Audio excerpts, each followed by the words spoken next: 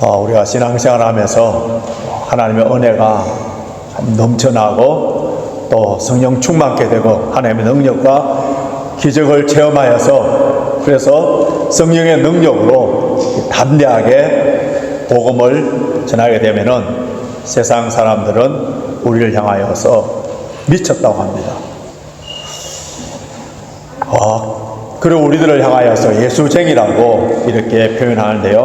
과거에는 예수쟁이라는 이 말이 우리에게 비아냥거리고 조롱하는 그런 말이었지만은, 그런데 지금은 다른 사람들이 나에게 예수쟁이라고 하면은 영광스럽게 생각해야 됩니다. 왜냐하면은 오늘날에는 주일날 외에는 예수 믿는 사람들의 표시가 나지 않는 거예요.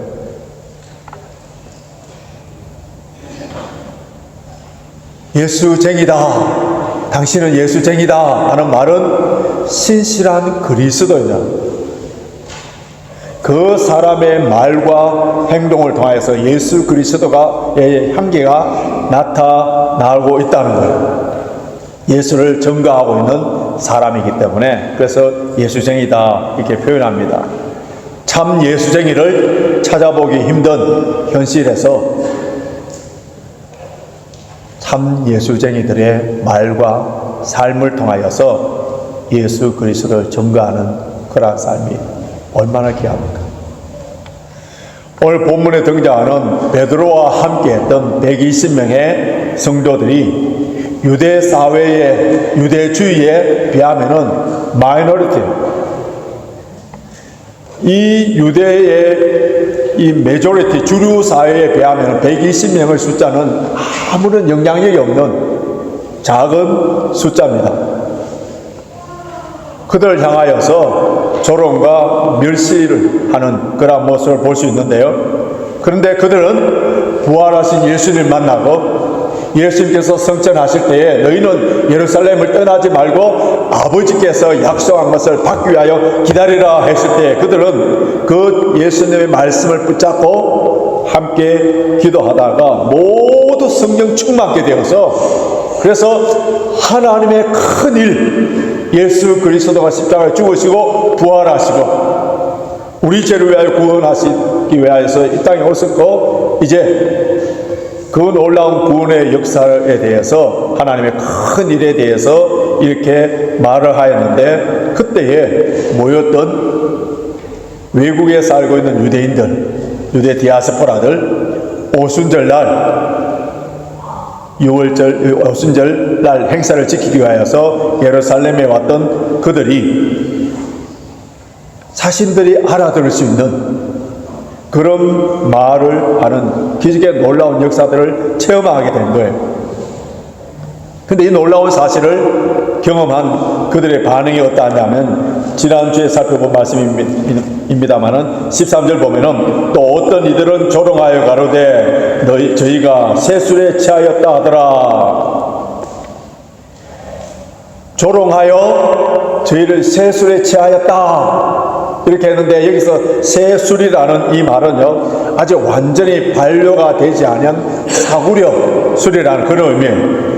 저 갈릴리 촌 사람들, 가난한 사람들, 그 사람들은 설탕의 함량이 많은 그런 포도주를 먹고 빨리 취하여서 그래서 이성을 잃어버려요.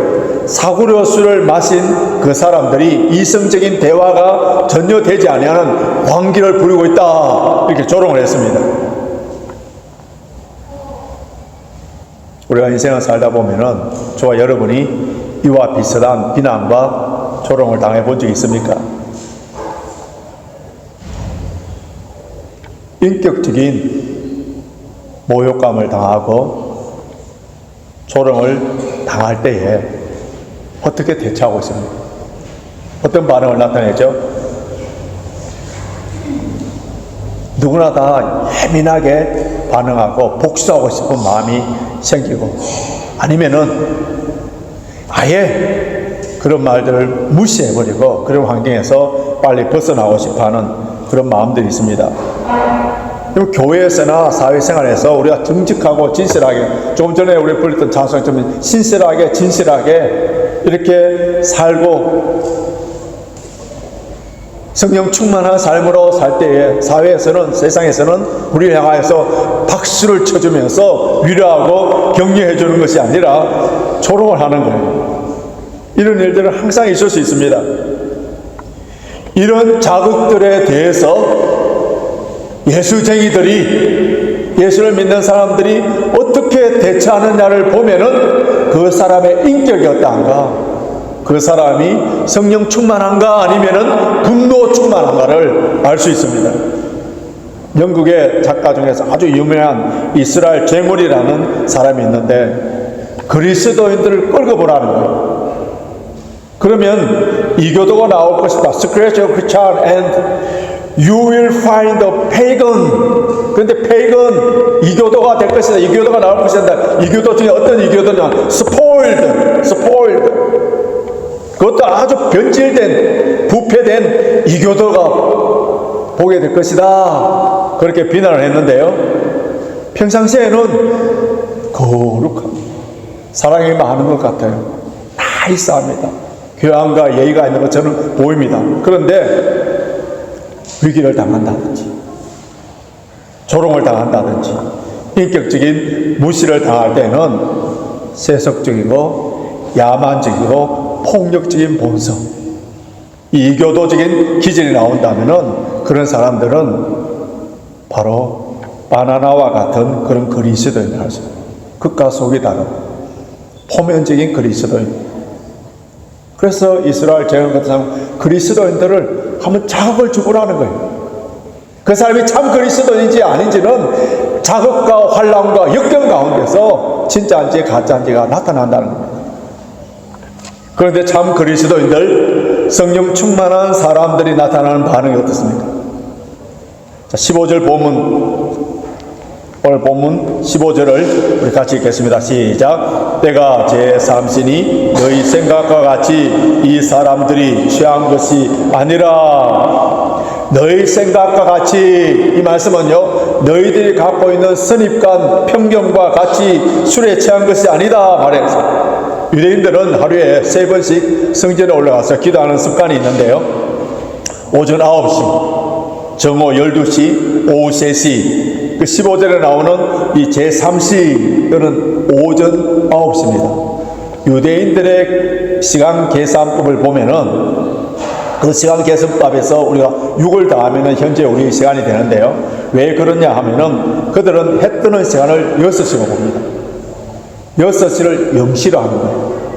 그렇기 때문에 유대인들의 성경에 나오는 이 모든 유대인들의 시간대에 플러스 6을 하면은 우리 현재의 시간인데, 자, 이 시간에 기도하는 시간이에요. 역사학자 요세푸스의 글에 보면은 유대인들은 하루에 2끼만 식사했다. 과거에는요. 그 아침 식사가 10시예요. 그러면은 베드로는 아직 아침 식사하기도 전이고, 그리고 오전 9시에 기도하는 시간인데 이때에 술 취하는 경우가 없다. 아주 간단하면서 사실에 근거한 것만 설명하는 거예요.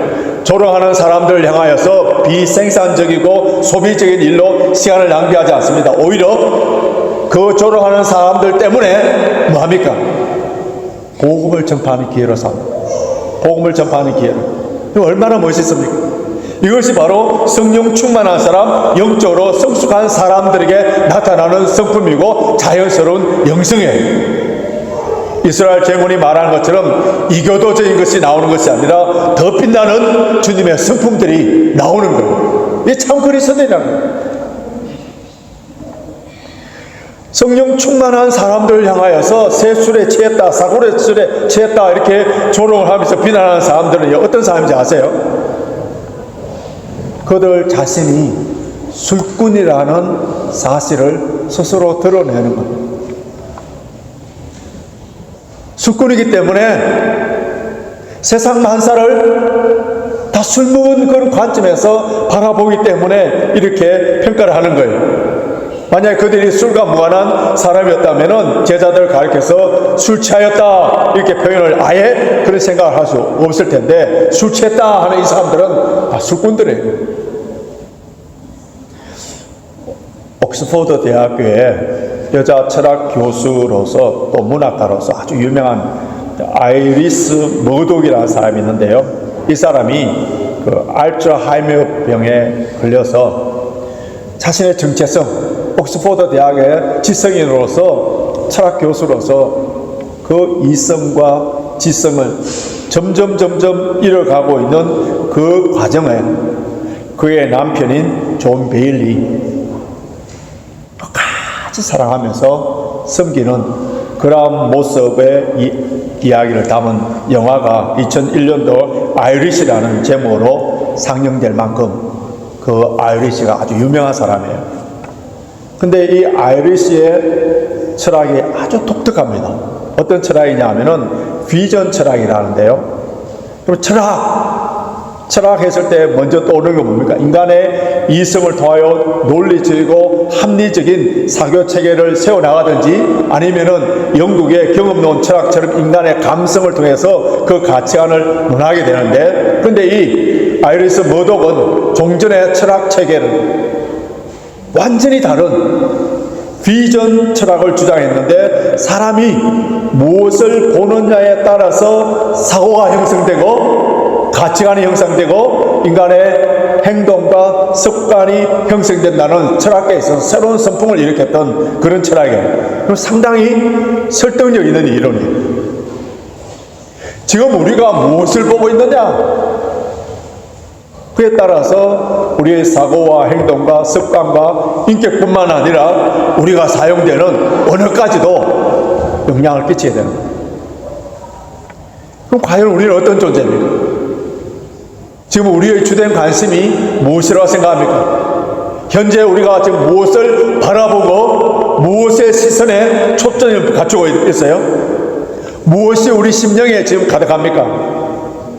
과연 내가 하나님의 말씀의 사람이라면은 하나님의 말씀으로 모든 세상을 평가합니다. 나에게 일어나는 사건을 우연한 사건, 재수 없어서 이렇게 보는 것이 아니라 하나님의 말씀으로 그 사건들을 해석해 나가는 거예요. 우리가 만약에 성령의 사람이라면은 사람들을 영적인 존재로 보아서 복음을 알지 못하는 사람들, 그가 바로 비록 부자라더라도 권력을 가진 사람 하더라도 불쌍히 여기는 마음을 가지고 복음을 전하고자 하는 그런 구령의 열정에 불타게 되고요. 우리가 말씀의 사람이 될 때, 우리가 성령의 사람이 될 때에만이 이 세상의 허상과 실상을, 그리고 빛과 어둠을, 옳고 그름을, 선택해야 될 것과 금해야 될 것과, 천한 것과 귀한 것들, 영원한 것과 유한함을 분별할 수 있는 그런 능력을 가지게 됩니다.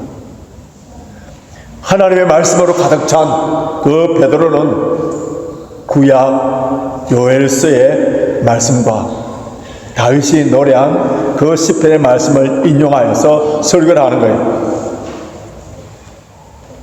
예수님께서 성천하신 후에 보혜사 성령을 보내주시는데, 근데 그 보혜사 성령이 오셔서 하시는 일들 중에 하나가 뭐라고요? 모든 것을 가르쳐 주시고 내가 너희에게 말한 모든 것을 생각나게 해준다. 이 성령의 역사예요.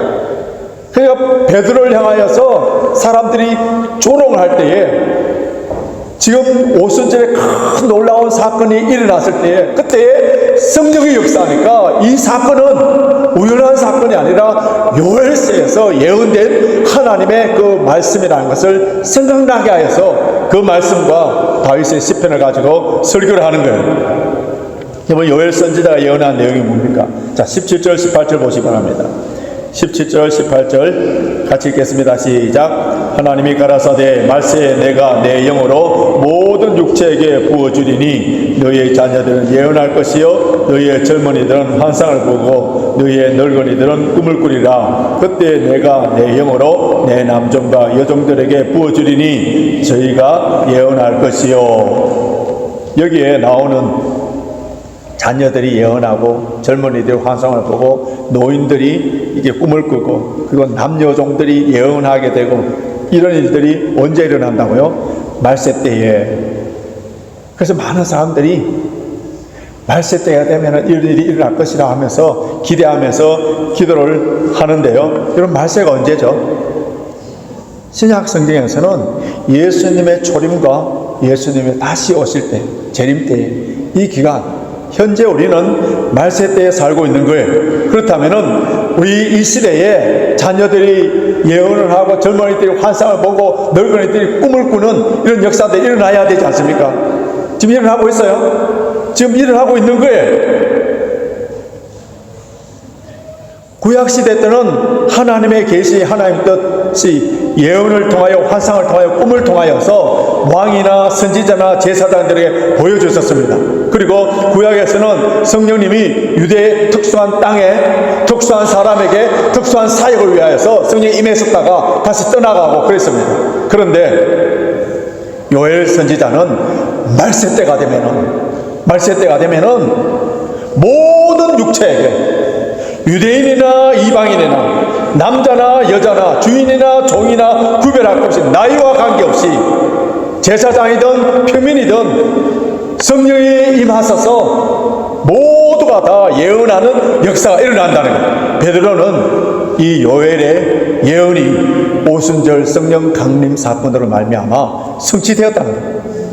그래서 누구든지 주의 이름을 부르는 자는 구원을 받고 구원받은 사람들의 입을 통해서 예언이 나온다는 거예요. 여기서 예언을 하니까 우리가 생각하는 것은 마치 앞날에 점치는 점술로 생각하는데 이 성경에서 예언이랄 때 예자는요 미래 예자가 돼요. 한문으로. 그 예자가 뭔지 아세요? 맡을 예. 예금할 때 예자 맡을 예. 그 말은 뭐냐면은 하나님의 말씀을 맡아서 선포하는 거예요. 이게 뭐라고요? 예언이라는 거예요. 성령으로 말미암아 누구든지 하나님을 아는 지식, 하나님의 뜻, 하나님의 말씀에 대해서 깨닫도록 해주신다는 거예요. 그렇기 때문에 예수 그리스도의 십자가의 죽으심과 성령을 보내심을 말미암아 모든 사람들이 성령의 역사로 말미암아 어떤 자가 된다고요? 다 예언자가 된다는 거예요. 다 선지자가 된다는 거예요. 다 성령으로 말미암아 하나님의 말씀을 이해하고 복음을 전하는 일을 감당하는 자들, 이런 자들이 다 누구라고요? 예언자들, 정인이라. 예언의 목적이 뭐예요? 구약의 예언의 목적은 오실 예수 그리스도를 전파하는 겁니다. 베드로는 다윗이 예수 그리스도에 대해서 하나님의 말씀을 받아서 선포를 했는데 그것이 25절에서 28절까지인데 다윗이 예언한 것처럼 예수님이 부활하셨다는 거예요. 그리고 34절에서 35절 보시면은 예수님이 성천하셔서 만왕의 왕으로 통치하고 계신다는 거예요. 그렇기 때문에 유대인들이 죽였던 그 예수가 누구라는 거예요. 이것이 아주 중요한 내용인데요. 36절 보십시오. 36절 같이 읽습니다. 시작. 그는 저 이스라엘 온 집이 정령할지니 너희가 십자가에 못 박은 이 예수를 하나님이 주와 그리스도가 되게 하셨느니라 하니라. 누구라고요? 주와 그리스도니라. 이것은 여러분 유대인들에게는 엄청난 충격적인 사건이에요. 그들은 메시아를 기다렸는데 하나님께서 보내신 그 메시아를 자기들의 손으로 죽여버렸다는 거예요. 그래서 이 베드로의 설교를 듣고 난 뒤에 그 유대인들이 어떤 반응을 보입니까? 다음 주일날 우리 구체적으로 살펴보겠습니다만 37절 보시면은 제가 읽어드릴게요. 저희가 이 말을 듣고 마음에 찔려 베드로와 다른 사도들의 무릎 가로되 형제들아 우리가 어찌할꼬 형제들아 우리가 어찌할꼬 Brothers what shall we do? 여러분 성령 충만한 베드로의 설교 얼마나 파워풀했는지 얼마나 성령의 강한 역사가 일어났는지 그 설교를 듣고 난 뒤에 형제들아 우리가 어찌할꼬 그런 역사가 일어나는. 그런데 오늘 우리가 읽은 이 베드로의 설교를 분석해 보면요, 굉장히 순수해요. 단순합니다. 진솔해요. 어떤 미사 여구를 넣은, 또 재밌는 유머를 넣은 그런 설교도 아니에요. 인간의 감정을 자극하는, 눈물을 찡하게 만드는 감성적인 그런 설교도 아니에요. 근데 베드로의 설교의 내용, 주제가 뭡니까? 예수 그리스도, 죽었었다가 다시 사신 예수 그리스도, 분명한 역사적인 진실과 사실과 그리고 그들이 체험한 것, 이것을 선포한 거예요. 그러면은 역사적인 사실과 우리가 체험한 것을 선포하게 되면은 베드로의 설교를 들었던 청중들처럼 모두 회개하고 변화들이 일어납니까? 설교에 있어서 전해지는 내용, 메시지 아주 중요하죠. 그리고 설교자의 성령 충만함과 그리고 커뮤니케이션에 대한 테크닉도 아주 중요합니다. 그러나 이것 못지않게 더 중요한 것이 있는데, 그것은 설교를 듣는 청중들의 태도와 마음이에요. 사도행전 7장을 보시면은 서대반 설교가 나옵니다. 그럼 사도행전은 흔히들 성령행전이라 하기도 하고 또 다른 별명이 하나 있는데, 그것이 뭐냐 하면 설교행전이라고 그래요. 설교행전. 왜냐하면은 베드로의 설교가 8편, 바울의 설교가 9편, 서대반 설교가 1편, 필립 설교가 1편, 이런 큰 설교만 카운트해도 19편의 설교고요. 짧은 설교까지 다 합치면은 24편의 설교가 나오는데, 이 분량이 얼마나 되는지 아세요? 사도행전 전체가 1007절입니다. 1007절 가운데 300절이 설교입니다. 그렇기 때문에 사도행전 전체 분량을 따지면 3분의 1이 설교예요. 이런 많은 설교들 가운데 그 중에 이 서대반의 설교는 어떤 설교자의 설교보다도 완벽한 설교예요. 서대반 설교를 보면은 구약에 있는 아브라함에서부터 예수 그리스도까지 구약 전체를 꿰뚫고 있는 역사적인 그러한 내용들을 다 담고요. 구조적으로도 완벽해요. 그리고 헬라어 원어로 들어보면요, 지성인들이 듣기에 아주 설득력 있는 고급 연설, 오라토리 형식으로 설교를 하는데요. 그리고 설교를 하는 서대반은 어떻습니까? 이미 우리가 7장을 통해서 봤다시피 성령 충만한 사람이에요. 그 지혜로운 사람이에요. 그런데 서대반의 설교를 듣고 그 청중들이 회개했습니까?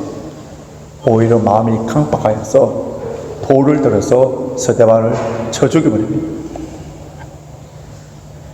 그런데 베드로의 설교는 이 서대반의 설교와 비교해 보면은 마치 뚝배기와 같은 설교예요. 강하게 죄를 공격합니다. 자, 오늘 23절 한번 보십시오. 오늘 본문 23절. 그가 하나님의 정하신 뜻과 미리 아신 대로 내어준 바 되었거든 너희가 법 없는 자들의 손을 빌어 못 박아 죽였어. 뿐만 아니라 36절 보십시오. 너희가 십자가에 못 박은 이 예수를, 너희가 십자가에 못 박아 죽였 예수. 그런데 그 설교를 듣고 3,000명이나 돌아온 역사가 있었습니다. 스데반의 설교를 통하여서 물론 나중에 바울이 변화되는 역사가 있었습니다만 그 순간에는 한 명도 변화된 사람이 없었는데 베드로의 설교를 듣고 3,000명이나 회개하는 역사가 일어난 거예요. 그럼 그렇다면은 우리가 해야 될 일이 무엇이죠? 주일날 교회에 와서 일찍 오셔서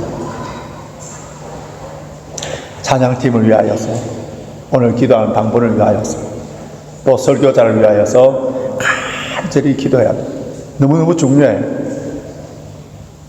이거보다 더 중요한 것은 설교를 듣는 나 자신을 위하여 기도해야 됩니다.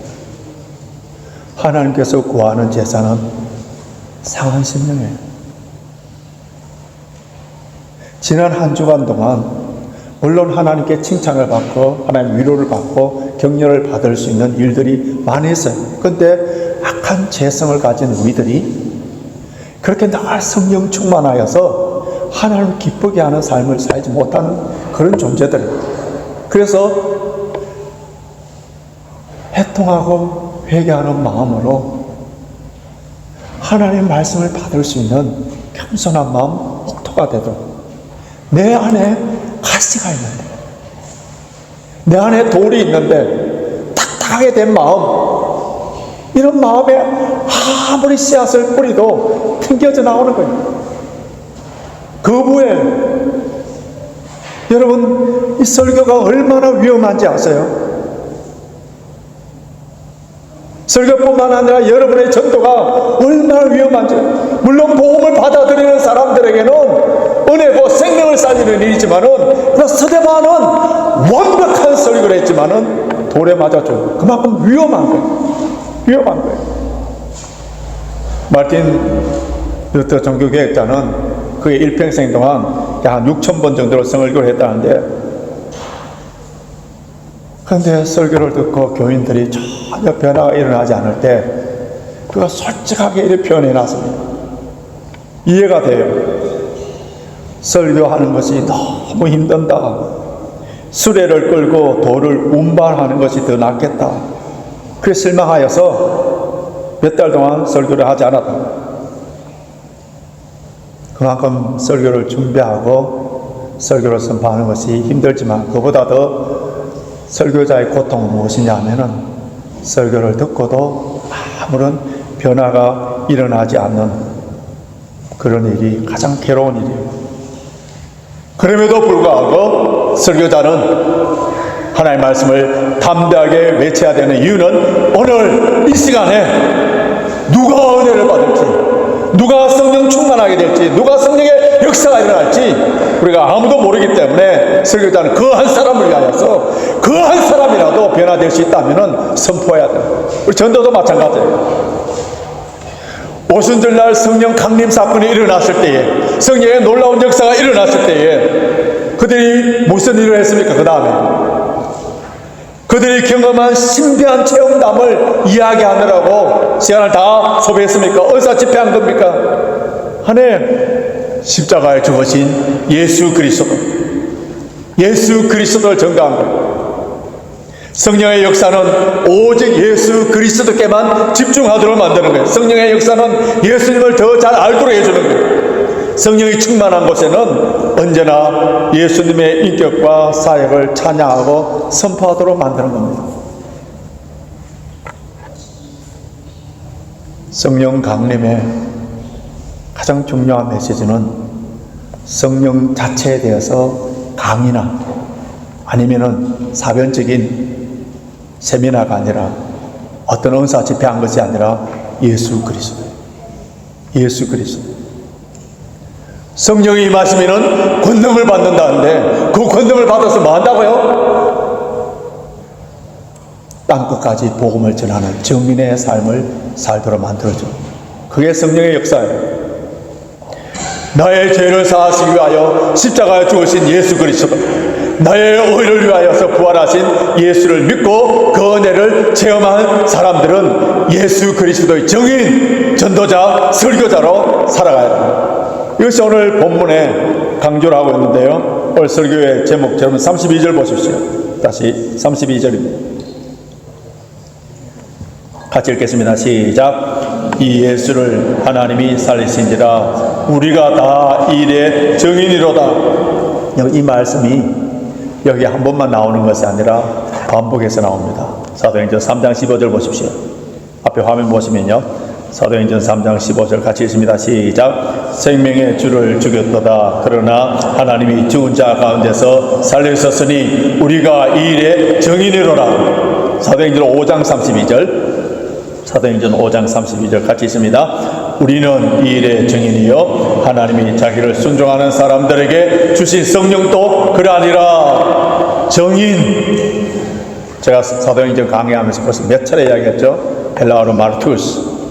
이 마르투스는 증인이라는 말과 함께 순교자라는 말, 같은 말이에요. 예수 그리스도를 전가하는데 생명을 건 사람, 예수 그리스도를 전가하는데 생명을 건 사람, 이것이 증인의 삶이에요. 실제로 성령 충만했던 사도들은 예수 그리스도를 전가하다 다 순교를 당했습니다. 내가 믿는 예수, 내가 만난 예수, 내 삶의 구세주시고 주인이시고 왕이신 예수 그리스도를 증거하는 일에 나의 생명을 걸 수 있는 사람이 누구예요? 학문이나 지식이 아니라 예수님을 인격적으로 만난 사람, 성령 충만한 사람.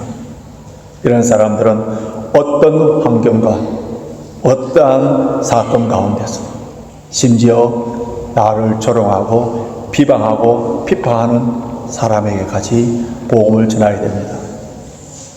오늘 거룩한 성찬의 예식에 참여하면서 나의 존재 이유, 나의 삶의 목적, 왜 하나님께서 나에게 은혜를 베풀어 주시고 오늘 우리 부른 찬양처럼 호흡마저도 다 주의 것, 오늘 생명을 연장시켜 주시고 오늘 예배 드리게 하여 주시고 필요한 양식을 주시고 건강을 주시고 가족을 주시고 런던 땅에 영국 땅에 살도록 해주신 그 이유와 목적, 그것이 무엇이라고요? 오늘 성찬을 통하여서 다시 한번 깨닫고 고백하여서 삶을 실천하시기를 바랍니다. 우리 다 같이 한번 따라 하시기 바랍니다. 우리가 다 이 일의 정인이로다. 한 번 더요. 우리가 다 이 일의 정인이로다. 하나님 아버지, 우리를 구원하여 주시고 성령 충만케 하여 주시고 교회를 허락하여 주셔서 매주일마다 말씀을 듣게 해주신 주님, 우리의 모든 환경과 모든 사건들을 통하여서 예수 그리스도의 증인으로 살아야 될 그런 존재임을 오늘 성찬을 나눌 때에 영안이 밝아지고 깨닫게 하여 주셔서 우리 삶 가운데 구체적으로 실천할 수 있는 그러한 예수의 증인된 삶을 살 수 있도록 이번 주도 성령 충만케 하여 주시옵소서. 감사하고 예수님의 이름으로 기도하옵나이다.